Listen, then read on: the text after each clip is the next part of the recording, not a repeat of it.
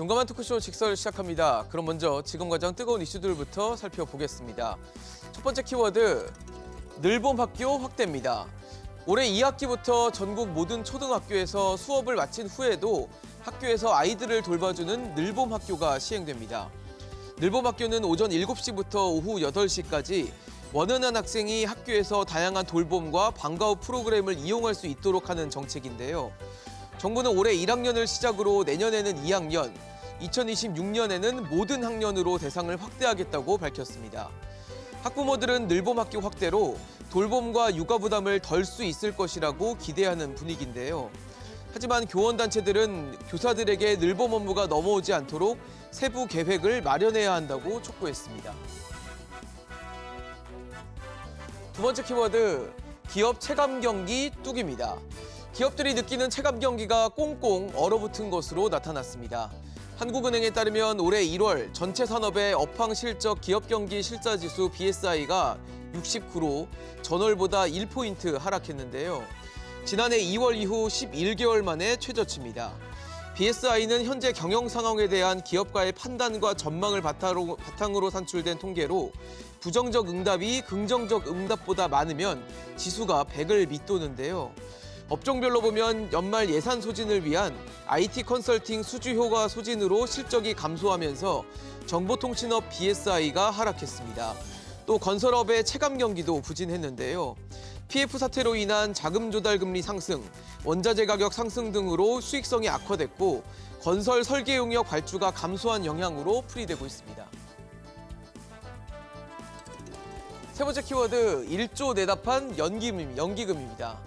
올해 들어 유가증권 시장에서 연기금이 약 1조 원을 내답한 것으로 나타났습니다. 25일 한국거래소에 따르면 이달 2일부터 24일까지 연기금은 유가증권 시장에서 총 9,449억 원을 순매도했는데요. 연기금이 가장 많이 판 종목은 삼성전자, 삼성 SDI, 현대모비스, SK이노베이션 등의 순이었습니다. 연기금의 셀코리아 행보에 지수도 맥을 못 추고 있는데요.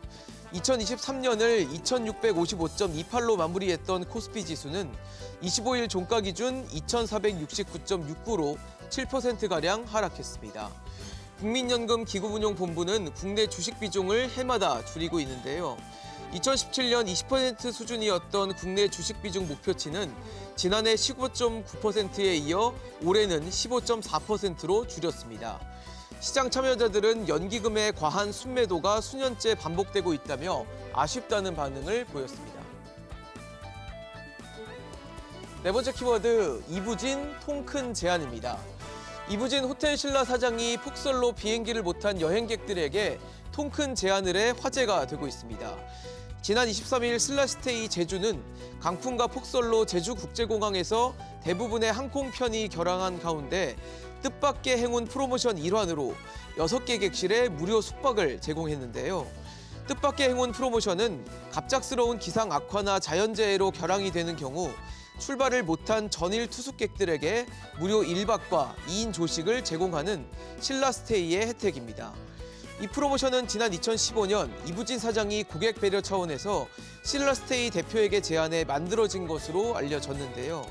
지금까지 뜻밖의 행운 프로모션이 적용된 객실은 모두 200여 개로 갑작스러운 비행기 결항을 겪은 숙박객들로부터 좋은 평가를 받고 있다고 신라스테이는 전했습니다. 마지막 키워드, 더본코리아 상장 추진입니다. 백종원 대표가 운영하는 프랜차이즈 더본코리아가 올해 상장을 추진합니다. 24일 투자은행 업계에 따르면 더본코리아는 올해 창립 30주년을 앞두고 코스닥 상장을 추진하는데요. 공동 주관사는 NH투자증권과 한국투자증권이 맡았습니다. 앞서 더본코리아는 2018년 NH투자증권을 상장 주관사로 선정하면서 IPO 시장 문을 노크했었는데요. 하지만 코로나19 팬데믹 여파로 외식업계 전체가 어려움을 겪으면서 상장을 보류했습니다. 최근 들어 외식업계가 살아나면서 더본코리아도 매출 고공행진을 이어가고 있는데요. 2022년 연결 기준 매출은 2,822억 원, 영업이익은 258억 원으로 전년 대비 각각 45%, 32%가 늘어났습니다. 더본코리아의 최대 주주는 백종원 대표가 76.69%를 갖고 있고 강석원 전무가 21.09%로 2대 주주의 이름을 올렸는데요. 외부 투자를 받지 않아 백 대표의 지분율이 과반을 넘어섰습니다. 지금까지 핫이슈 키워드였습니다.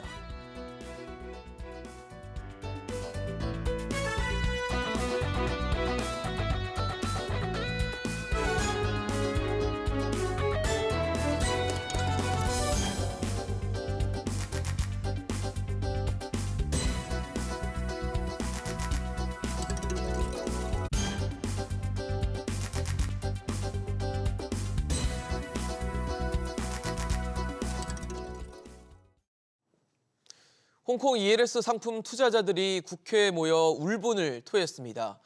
이들은 치매 초기 증상이 있는 90대 고령자인 아버지에게도 이 ELS 상품을 판매했다며 금융사의 불완전 판매를 주장하고 있는데요.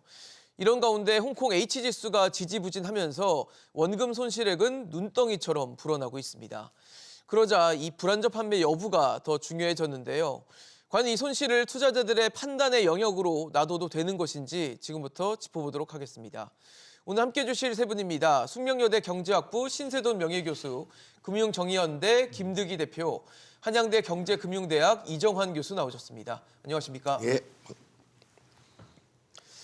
네, 최근에 나타나고 있는 이 홍콩 H지수를 기초지수 자산으로 하고 있는 ELS 상품의 원금 손실 정말 커지고 있는 상황인데 이유는 홍콩 H지수가 급락했기 때문입니다.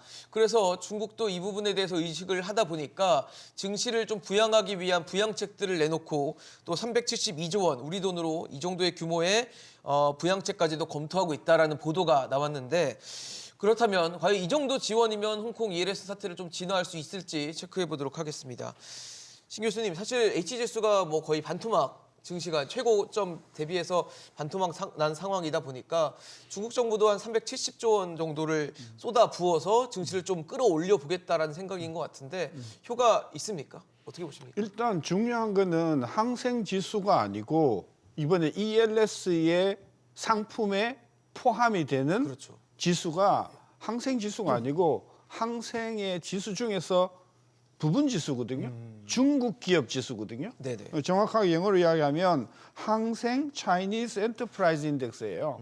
그러니까 아무리 뭐 끌어올려도 지금 그 기초 자산으로 들어가 있는 중국 기업 지수가 올라가지 않으면 아무 소용이 없는 것이죠. 그런 관점에서 이번에 이제 겉보기에는 뭐 370조 정도 투입을 한다고 그랬는데 그것도 이제 중국의 국영기업이 해외에 보유하고 있는 중국 증시의 주식들을 그러니까 중국의 국영기업이 해외에 보유하고 있는 해외 자산을 투입한다 이렇게 돼 있거든요. 해외 자산을 투입한다. 예. 그것도 투입해 봐야 아는 거고. 그렇네요. 저는 그래서 일단 내용만 겉보기에 보면 없는 것보다는 낫지. 그렇군요. 없는 것보다는 나은데 실질적으로 ELS에 피해를 입은 개인 당사자에게 이게 실질적인 도움이 됐는지 안 됐는지는 따져봐야 할 게 되게 많다.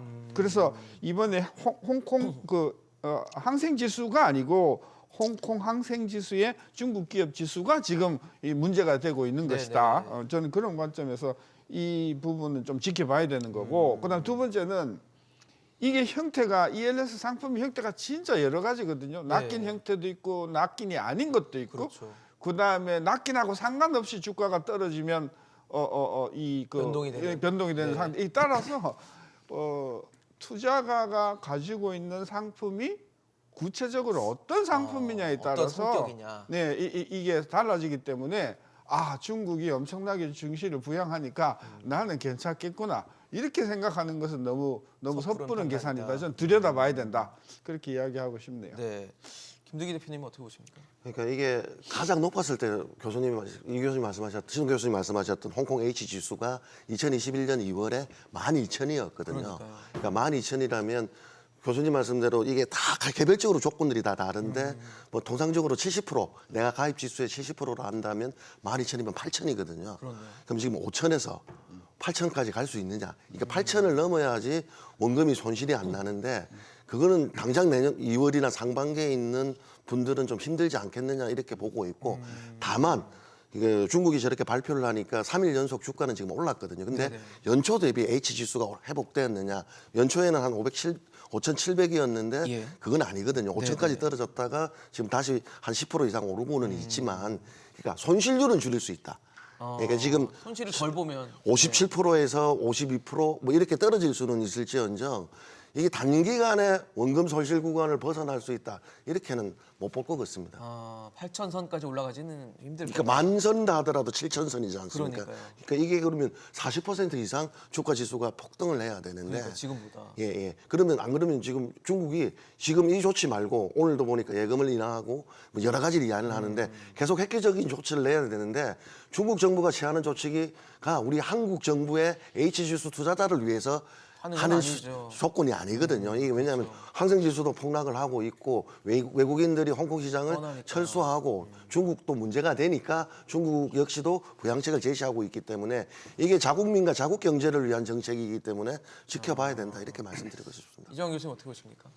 뭐 비슷한 말씀인데 네. 결국은 지금 주가가 떨어지는 것이 중국의 펀더멘탈한 요인이라 많이 생각을 하고요. 어떤 이야기냐면 작년에 이제 부동산 부실이 났는데 아직 구조 조정에 못 들어가고 있고, 그다음에 미중 갈등이 본격화되면서 테크 기업들이 살아나야 되는데 중국의 나스닥 지수라고 하는 뭐 지금 테크 기업들 모아놓은 지수, 항생 지수 말고 테크 지수만 봐도 아마 한 50% 이상 빠졌거든요. 굉장히 많이 빠졌습니다. 그 말은 결국은 중국 경제의 어떠한 구조 조정도 잘 안 되고 있고 어떤 성장 동력도 못 찾고 있다라는 큰 맥락이 있고요.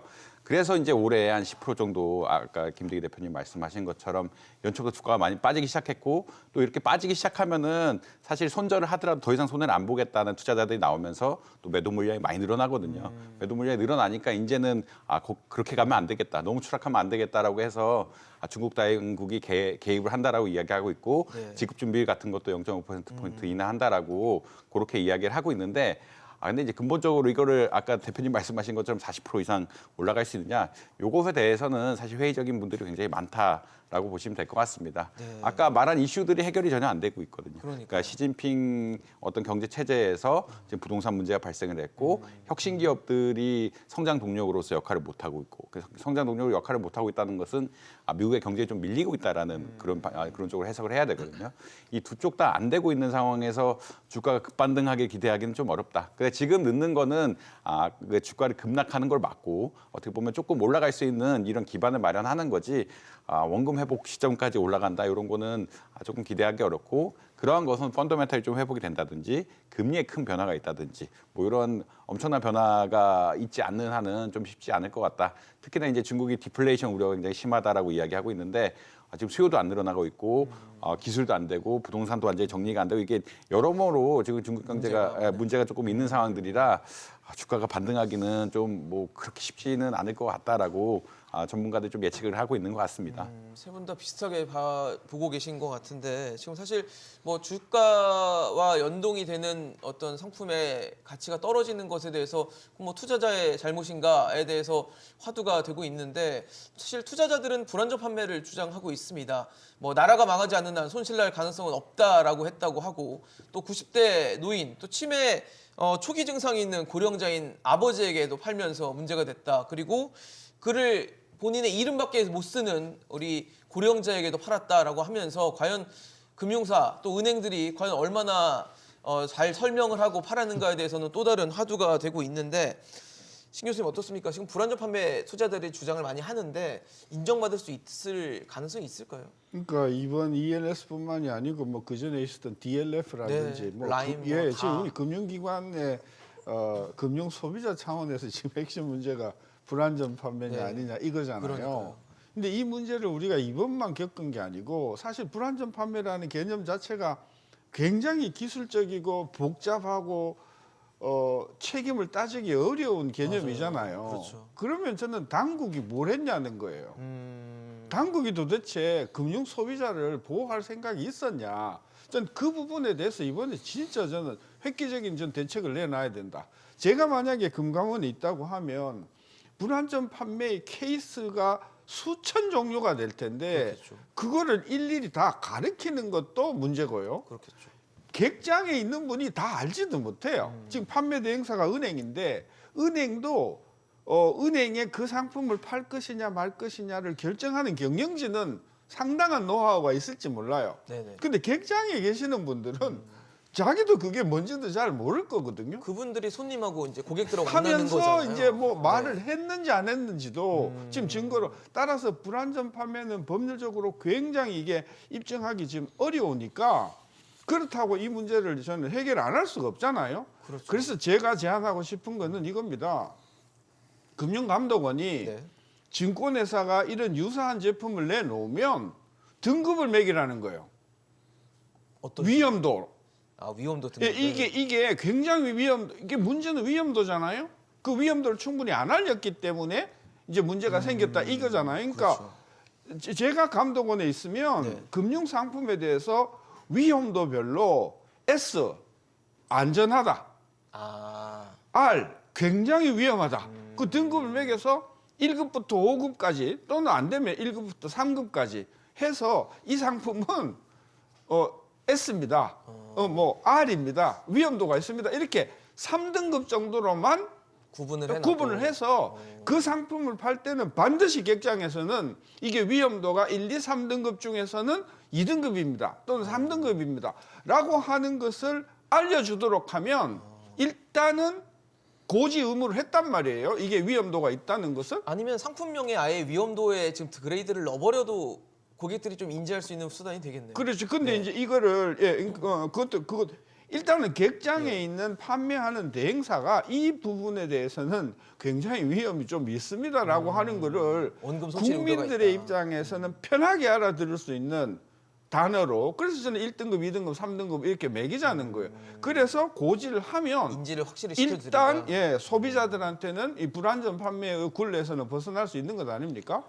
저는 그래서 그걸 하나 제안하고 싶어요. 그래서 그거는 이제 미래에 관한 문제고 예. 지금까지 팔린 거에 대해서는 저는 이거 법률적으로 접근하면 저는 승부 안 난다고 봅니다.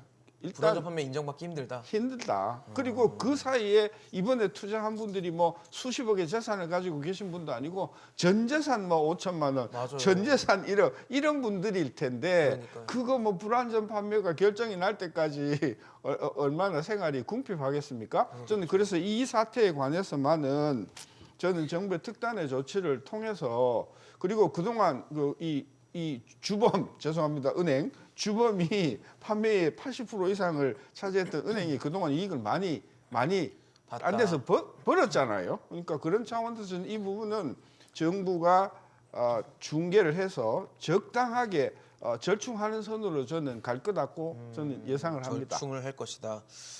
대표님 제가 알기로는 투자자분들하고도 많이 접촉을 하셨던 걸로 알고 있고 국회 토론회도 같이 하고. 토론회도 함께 하시고 그래서 아마 그분들의 목소리를 많이 들어보셨을 텐데 사실 그건 이제 감정적으로 많이 격앙이 돼 있는 부분이라서 정말 불안전 판매가 가능할지 여부가 더 중요할 것 같거든요. 일단 그분들이 이제 호소하는 것 중에서 하나가 첫 번째가 용어가 하나를 이야기를 하는데 투자자가 아니고 자신들은 은행을 이용했던 고객이었고 피해자다. 이게 법률상 상품이 이제 투자자로 이제 투자 구분을 상품으로 하기 돼 때문에 있으니. 투자자로 돼 있는데 자기들은 예금을 기대하고 갔다라는 것들이었고요. 그다음에 이제 불안전 판매라는 용어 자체에 대해서 이게 판매사의 좀 편향적인 거 아니냐. 그러니까 불안전 판매라는 용어는 뭔가 제대로 판매를 하는 과정에서 몇 가지가 부족한 걸로 오인하게 만드는데 자신들은 불안전 판매를 당한 게 아니라 중요한 설명에 대해서 듣지 못했다. 그러니까 위험성이라든가 이 상품에 손실 대해서 가능성이나. 설명이 예라든가 손실 가능성에 대해서 듣지 못했기 때문에 그 불안전 판매다기보다는 사기성 판매로 이야기를 하시고 그 양정숙 변호사 출신인 양정숙 의원께서는 사기성 부정 판매로 이제 이야기를 하고 있는데 금융소비자보호법에는 이제 위법 계약 해지권이 있으니까 네. 위법 계약 해지권은 6대 판매 원칙, 적정성 원칙, 적합성 적합성, 원칙, 네. 설명 의무 위반 등 했을 때 6개를 안 지켰을 때 위법 계약 해지권이 있기 때문에 차라리 좀 용어도 위법 판매 이렇게 이제 가는 게 어떻겠냐는 말씀을 좀 드리고 싶었고 그다음에 이제 핵심 쟁점은 이게 지금 나오고 있는 불안전 판매 용어로서 봤을 때 교수님 말씀하신 것처럼 법으로 가면 하세월일 거예요. 1심, 2심, 3심 가기 때문에. 근데 이제 DLF 때 어떻게 했느냐 하면 은행이 금감원이 6개 은행별로 세 가지 사례를 중심으로 대표 사례로 분쟁 조정을 결정을 하고 이 결정에 대해서 자율배상 기준안을 만들었어요. 기준안을 만들어서 은행이 수용하게 되면 그때부터 은행들이 손실이 확정된 고객들하고 자율배상 결정에 따라서 배상 비율을 결정해서 예, 배상을 하기 시작을 했는데 네. 그 배상 비율이 만족하지 못하는 피해자 같은 경우에는 이제 소송으로 가셨고 그렇기 때문에 최단기간에 해소할 수 있는 길은 금감원이 앞장서서 분쟁 조정을 빨리 하고 그 분쟁 조정에 대한 대표 사례로 그 배상 기준안을 만들면 피해자들에게 일괄 적용한다면 사실상 집단 소송의 효과가 일어날 수 있기 때문에 이게 시간은 단축시킬 수 있다 이렇게 말씀을 드리고요. 그다음에 금융소비자보호법에 6대 판매 원칙이 있는데 이게 중에서 한 가지라도 어기면 불안전 판매로 규정하고 있거든요. 금감원 그렇게 판단을 그동안 했어요. 그런데 제가 보기에는 지금까지 금융정의연대에 접수된 거나 피해자들 사례, 그다음에 은행의 해명을 종합해 봤을 때 6대 판매 원칙을 지키지는 않은 걸로 보이죠. 금감 원장조차도 이복현 원장이 이 상품이 은행에서 판매하기에 적합하냐, 즉 적합성 원칙 위반에 대해서는 문제 제기를 하셨고 그다음에 지금 설명을 제대로 했느냐. 그러니까 은행의 입장은 위험성을 고지를 했다라고 이야기를 하고 있지만 저희들이 보기에는 위험성이 그냥 단순히 이게 홍콩 H지수가 연계했고 위험하다라고만 고지한 것 아니냐라고 이야기한 거 대다수 피해자들은 이야기를 하기를 뭐냐면 안정성을 먼저 너무 많이 강조했다는 거죠. 그러니까 특히 나라가 망하지 않으면 전쟁이 일어나지 않으면 제가 10년 동안 가입을 해봤는데 손해본 적 한 번도 없다. 라고 해서 ELS에 대한 안전성만 강조를 했고 특히 이제 직원들이 이게 원금이 이렇게 대규모 손실이 난 적이 ELS 상품이 단 한 번도 없거든요.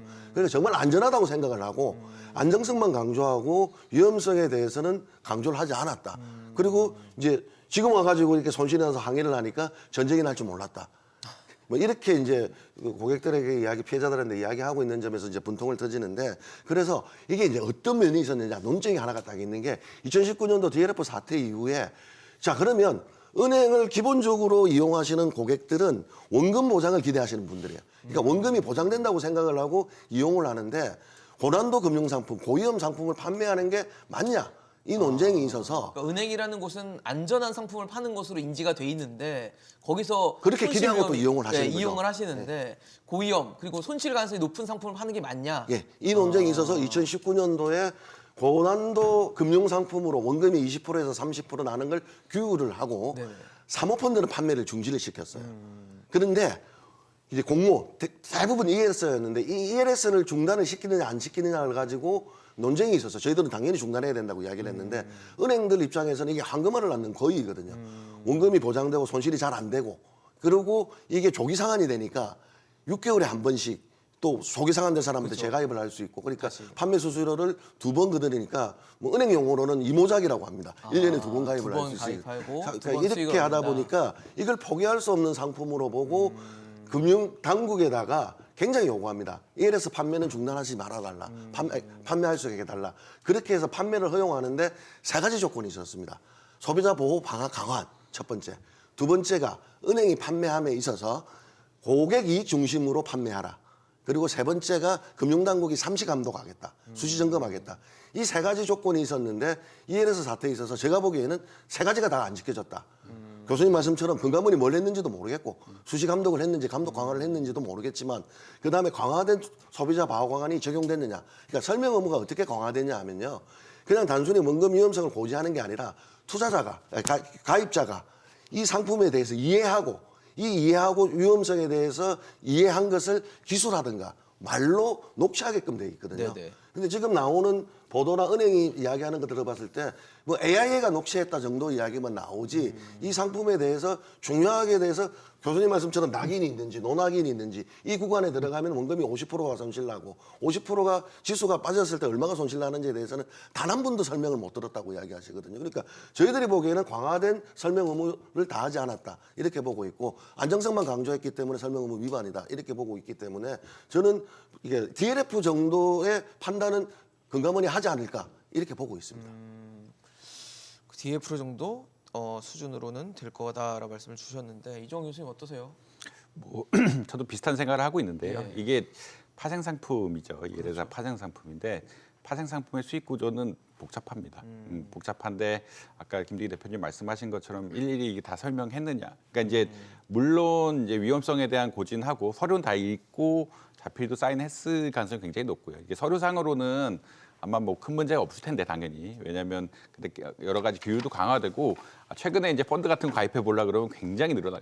서류가 뭐 보는 거 할 게 엄청 네. 많습니다. 그냥 공모 펀드 가입해도 그 정도인데 이런 파생 상품 같은 거 가입하려고 했으면 훨씬 복잡한 서류들을 쓰고 본인이 동의한다. 그리고 전화도 와서 전화 받아서 내가 듣고 가입했다라는 것은 다 컨펌했을 가능성이 굉장히 높습니다. 근데 말씀 주신 것처럼 이거를 디테일하게 설명을 했느냐.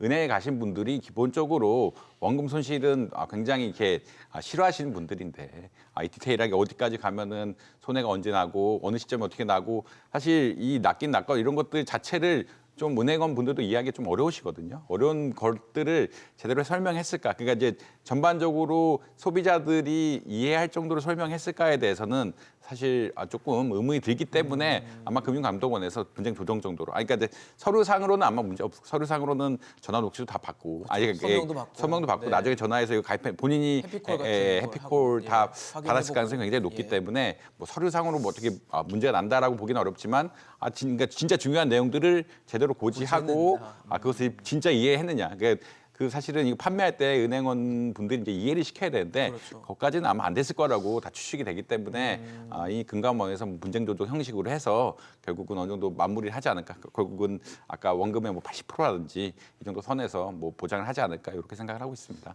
사실 저는 홍콩 ELS 이 상품을 처음에 이제 기사화가 되고 저희도 이제 관심을 갖게 되니까 봤을 때 굉장히 복잡하더라고요. 뭐 녹인형, 뭐 노녹인 해가지고 뭐 일정 수준에 떨어지니 많이 해서 뭐 그렇게 나오고 그래서 이거를 과연 이 가입하시는 분들이 얼마나 이해를 할 수 있을까라는 생각이 좀 들었는데 최근에 그 피해를 봤다고 주장하시는 분들의 목소리를 들어보면 아니 뭐 90세 고령자에게 팔았다, 뭐 치매 초기 증상이 있는 분한테 팔았다, 우리 엄마는 이름밖에 못 쓰는데 그걸 어떻게 서명을 하냐 이런 식으로 얘기를 하니까 과연 이게 이해를 하시고 과연 가입을 하셨을까에 대한 근본적인 생각이 들면서 어떻게 보면은 나중에 배상을 하거나 보상을 할 때 고령자에 대한 가산도 좀 필요한 것인가 이런 걸 좀 여쭤보고 싶거든요. 뭐 과거에 DLF의 경우에는 고령자 65세의 경우에는 뭐 가산 포인트를 줬더라고요. 뭐 그거는 저는 뭐 그건 조금 더 사소한 어떻게 보면, 문제예요. 예, 그쵸. 사소한 문제고 문제 포인트는 두 가지예요. 하나는 앞으로 이런 그 위험 상품들이 금융 상품 자체가 굉장히 복잡해지면서 네. 투자업에 종사하는 분조차도 이 구조를 이해하려면은 며칠이 걸리는 공부를 이런 해야 상품들이 되는, 나온단 네. 말이에요. 예, 은행에서 다른 업무를 다 하시는 객장에 있는 분이 이 부분에 대해서 설명을 못해요. 본인이 잘 모릅니다. 그만큼 사실은. 복잡한 상품이라는 거잖아요. 그렇기 때문에 네. 아까 제가 제안한 게 뭐냐면 이걸 잘 아는 감독 당국이 이 상품에 대해서는 위험도를 1등급, 2등급, 3등급, 4등급 굉장히 이 위험이 높다라고 하는 것만 인지해도 그 가입을 하시려는 분들이 그래요?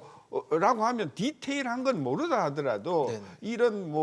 이런 그 90세 치매가 네. 이게 해당되진 않는다. 저는 그래서 앞으로 이런 그 위험도가 높은 상품을 판매할 때 그 감독 당국이 국민이 알기 편하게 우리 소고기 팔 때는 1등급 뭐 더블 A, 트리플 A 네. 하잖아요. 툭불 뭐 이런 거. 예, 네. 그러니까 우리가 그 소고기 평가하는 방법을 구체적으로 모르지만 네.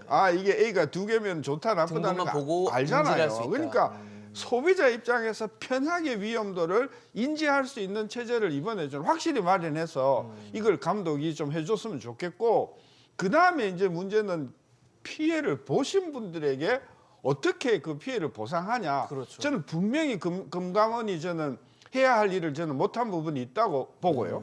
그다음에 은행도 분명히 저는 잘못된 부분이 있다고 보고요. 네. 그리고 투자가도 죄송한 이야기인데 투자가도 책임이 없다고 말할 수 없어요.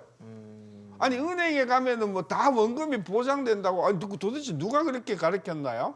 은행에 가도 한도가 5천만 원 이상은 보장이 되지 않는 건 지금 뭐 다 알고 있는데 따라서 저는 이번 책임은 감독 당국에게도 있고 은행에도 있고 투자가에도 있다. 저는 그래서 3분의 1, 3분의 1씩 저는 이 책임을 나누어서 투자가들도 손해를 어느 정도 보장받지만은 100% 보장해 줄 수 없는 거라는 걸 미리 확실하게 각인을 시켜줘야 되고 네. 은행도 책임을 좀 져야 되고 감독 당국도 저는 해서 오늘 이후로부터는 이런 위험성 상품에 따르는 불안전 판매의 논란을 저는 종식시키는 획기적이고 간편하고 혁신적인 방법을 저는 금감원이 빨리 내줘야 된다.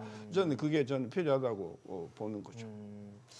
좀 답답한 게 뭐 아까 말씀하신 DLF, DLS, 뭐 라임 우리가 그 최근 또 몇 년 동안 이런 내용을 굉장히 많이 겪었거든요. 근데 이번에도 또 반복이 됐고 그게 또 고령층에 집중이 되다 보니까 이렇게 복잡한 상품을 과연 그분들이 이해를 했을까라는 문제로 귀결이 되는 것 같거든요. 그러니까 우리가 법률상 예. 고령자와 초고령자에 대해서 보호하게 돼 있고 이 조치를 이행하지 않았을 때는 뭐 DLF 때도 네. 배상 비율을 더 줬거든요. 그러니까 이 이유를 뭐냐면 아무리 우리 교수님들 이제 계시지만 나이가 들다 보면 인지 능력이 떨어질 수밖에 없거든요. 80대, 90대. 그렇죠. 젊은 그러니까 이런 분들에 대해서는 근본적으로 판매했으면 안 되죠, 사실은.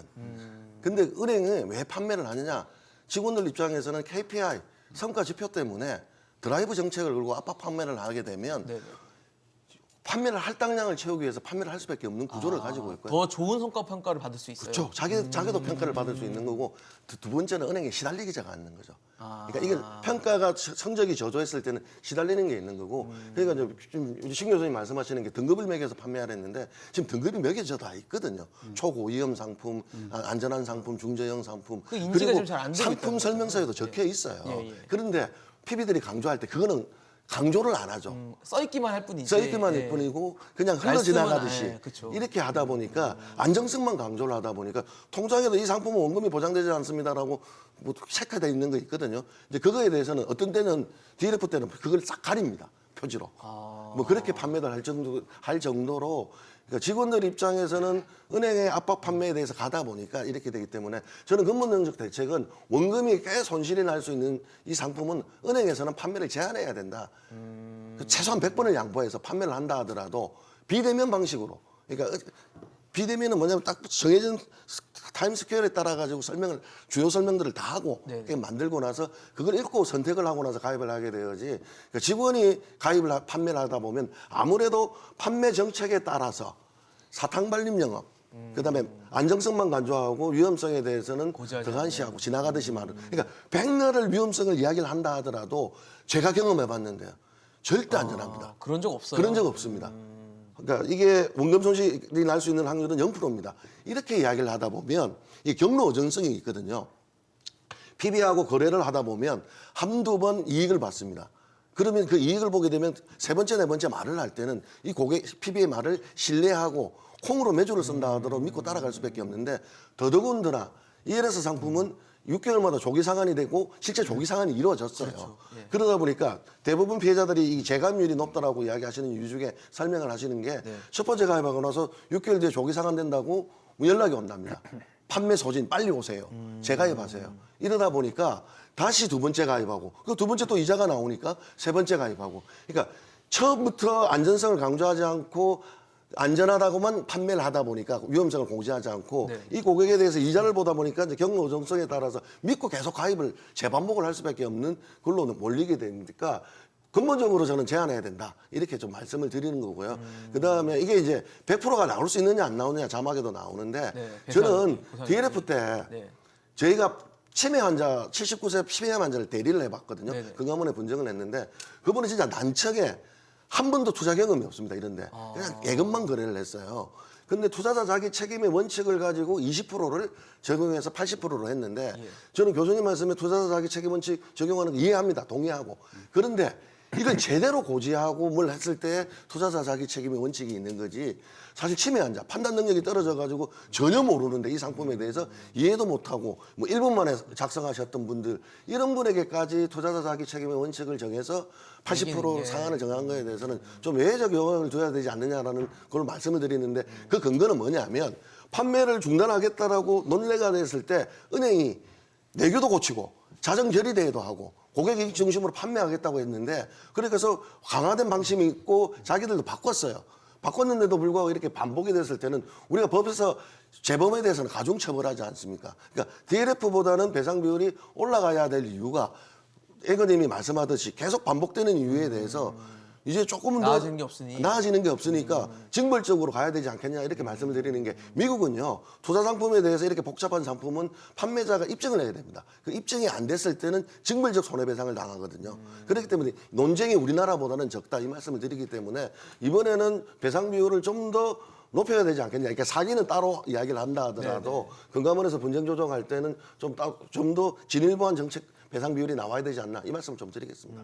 사실 지난해 11월 기준으로 봤을 때 홍콩 ELS 총 판매잔액이 19조 3천억 정도가 된다고 하는데 이 중 한 16조 원 정도를 은행에서 판매를 했다고 합니다.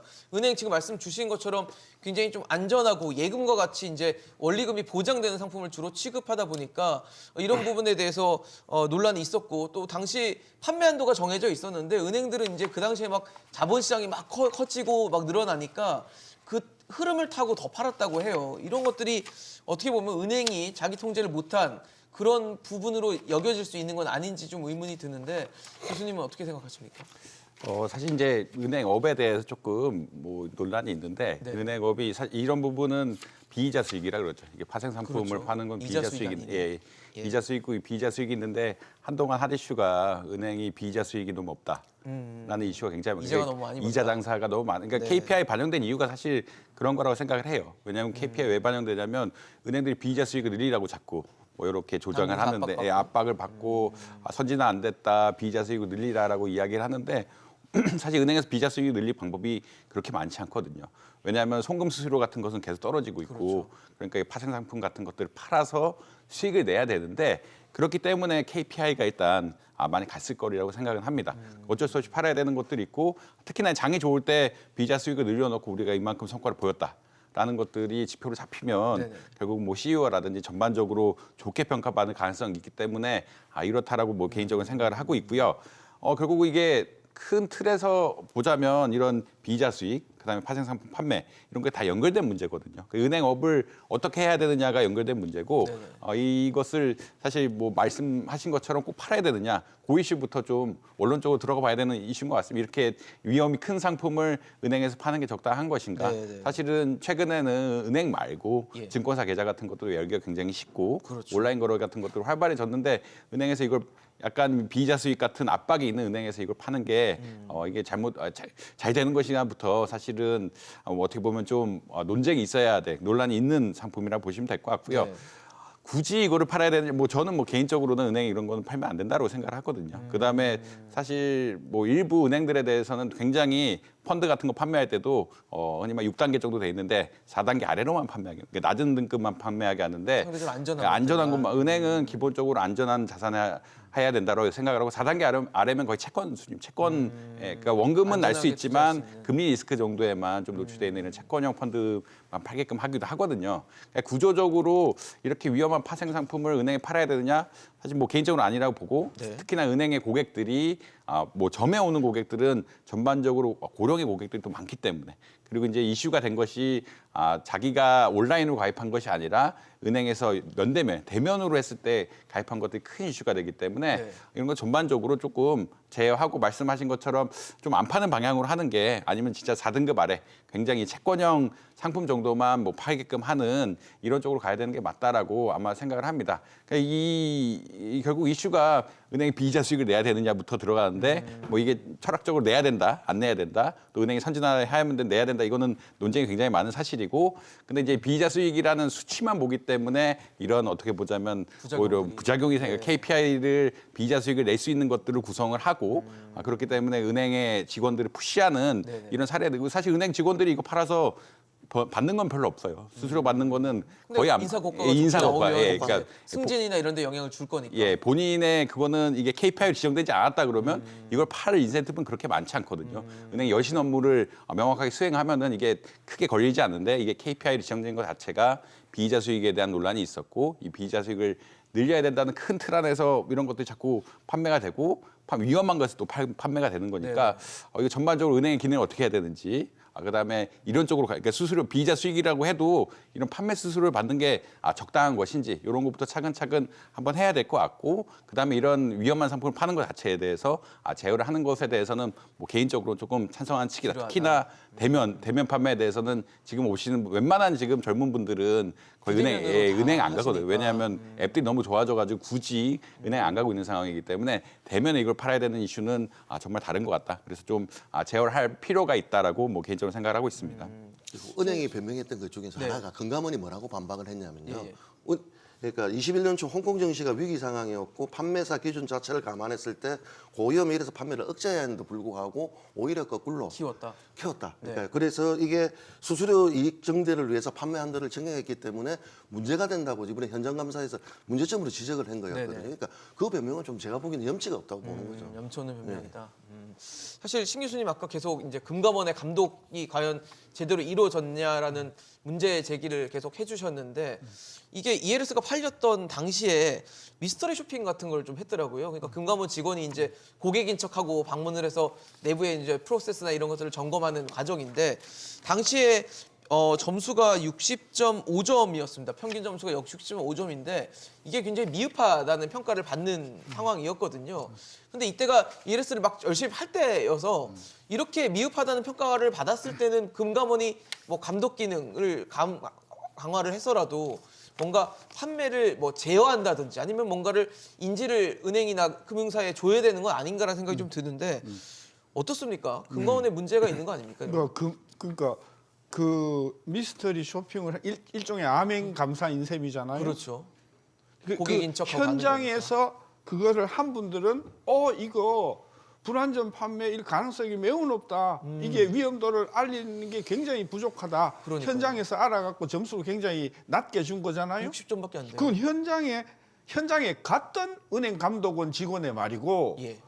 그럼에도 불구하고 한도를 설정하고 KB 같은 경우는 10조 이상을 팔라고 일종의 권고를 한 거는 네네. 그 위에 금융감독원의 높은 원장. 사람들이잖아요. 네, 간부 뭐 이렇게 그죠? 되네요. 그러면 물어봐야 되죠. 왜 금감원의 최고 수장들은 이런 상품, 위험도가 높은 상품을 권장을 했는가 사실상 네네. 이런 평가를 받았음에도 불구하고 보고를 받았을 텐데도 네. 그러니까 이해가 안 되는 게 아니에요. 우리나라 은행의 가장 근본적인 문제점이 너무 이자 수익 구조잖아요. 네네. 이자 장사하는 거. 비이자 수익을 늘려야 된다. 이거는 우리나라 금융산업의 30년, 40년 과제거든요. 그것 중에 하나가 이제 이런 고위험 상품을 이런 객장에서 파는 거란 말이에요. 일종의 은행이면서 증권회사의 업무를 지금 영역을 넓힌 거잖아요. 저는 넓혀야 된다고 생각해요. 네네. 지금 우리 두 패널께서는 이거 판매하면 안 된다고 이야기하는데 그건 너무 한쪽만 보시는 거예요. 우리나라 은행이 정상적으로 발전하려면은 은행 상품뿐만이 아니라 투자 상품도 이렇게 거래할 수 있는 장을 열어줘야 된다. 그게 지금 말씀을 주시는 게 은행이라는 장소 자체가 굉장히 안전성을 담보하고 있는 장소인데 거기서 뭔가를 그러니까 설명해서 은행은 한다는 이코를 게 안정하다는 것도 1960년대 이야기지. 60년대, 70년대에 활동을 하셨던 분이 지금 와서 거래를 하시잖아요. 근데.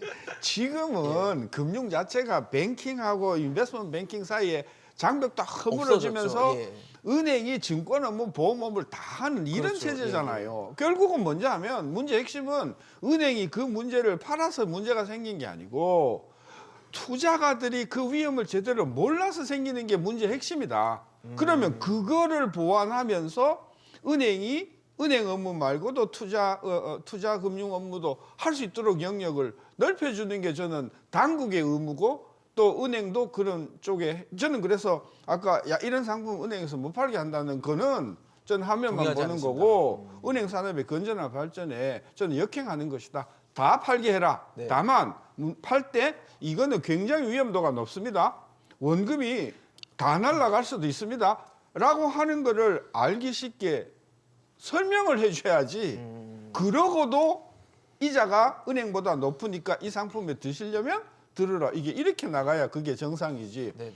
그런 위험이 있다고 해서 문제가 있다고 해서 못 팔게 하면 못 팔게 하면 결국은 은행은 계속해서 은행 발전을 이자만 먹고 사는 그죠 아주 낙후된 은행으로 가는 거 아니냐. 그래서 문제가 발전적으로 해결되기 위해서는 문제 핵심 즉 불안전 판매가 아니 되도록 잘 계도하는 방법을 효과적으로 개발하는 것. 그러고 문제를 해결하는 것이 당국으로도 좋고 은행으로도 좋고 투자가에도 좋은 것이다. 저는 그렇게 보는 것이죠. 자꾸 이렇게 위험도가 높으니까 뭐 그런 식으로 하면 그 뭐 보험 상품도 위험도가 높으면 팔지 말아야 맞는데 되고. 이제 워낙 설명을 못 해주고 인지를 못 시켜주니까 지금 그게 계속 문제가 좀 되고 있는 상황인데 대표님 지금 최근에 보니까 ETN 그 뭐죠 상장 지수 증권이라고 부르는 것이 막 상장 폐지되는 경우도 나오더라고요. 그러니까 이게 ELS가 막 문제가 되고 있는데 ETN 상장 폐지가 되니까 겁나는 거예요. 이게 무서운 거예요. 홍콩 주시가 지금 너무 급락을 내다 그러니까요. 보니까 그거에 연동되는 거잖아요. 다. 손실률을 막기 위해서 그냥 해산을 해버리는 거죠. 그렇기 때문에 지금 시장은 출렁거리고 있는 건데 저는 아까 저 감독 책임을 잠시 이야기를 하셨는데 네. 미스터리 쇼핑에서 용한 말씀 꼭 드릴게요. 금융당국이 이거 허용하면서 그러니까 우리 금융당국이 결정을 했습니다. 사모펀드 판매를 중지하고 은행에서는 그다음에 투자은행이 아니기 때문에 다만 너희는 판매함에 있어서 제대로 해라라고 하면서 우리도 상시 감독하겠다. 그리고 수시 점검하겠다. 이렇게 발표를 했는데 미스터리 쇼핑 결과가 한 번 했어요. 4년 동안. 그 파생 상품에 대해서는 상시 검사 수시 점검 하겠다고 했는데 네, 파생 4년에 한번 상품에 했다. 대해서는 딱 한 번 네. 했고 미스터리 쇼핑 점수 결과가 60점이면 낙제잖아요. 그렇죠. 미흡이죠. 저때 조치를 했어야죠. 그 조치를 하지 않았기 때문에 저는 금감원도 일정 정도 책임을 져야 된다고 보고 있고 그래서 저희 토론회를 끝마치고 나서 참여연대와 민변 그리고 금융정의연대는 검토한 게 공익감사를 참고를 한번 해보려고 해요. 금감원에 대해서 관리감독을 자료로 했는지 안 했는지. 왜냐하면 사모펀드 사태 때도 공익감사 청구를 해서 문제점이 있었다고 드러났거든요. 그래서 이번 점에 대해서도 금감원에 대한 책임에 대해서도 분명히 책임을 물어야 되고 그 책임을 져야 한다. 저는 그렇게 생각합니다. 참 지금 뭐 피해자들이라고 주장하시는 분들의 마음은 참 애가 탈 겁니다. 그리고 홍콩 H지수도 살아나지 않고 있는 상황이기 때문에 더 힘든 상황을 보내고 있겠죠. 하지만 지금 몇 년째 몇 번씩 반복되고 있는 이런 문제를 그냥 방치해서는 또 다른 사태, 또 다른 상황들을 우리는 먹도할 수밖에 없고 맞닥뜨릴 수밖에 없을 겁니다. 지금이 해결해야 될 적기라는 거 모른다면 우리는 또다시 피해를 입게 될 겁니다. 오늘 말씀 여기까지 듣겠습니다. 지금까지 신세돈 명예교수, 김등희 대표, 이정환 교수와 함께했습니다. 오늘 용감한 토크쇼 직설 여기까지입니다. 함께해 주신 여러분 고맙습니다.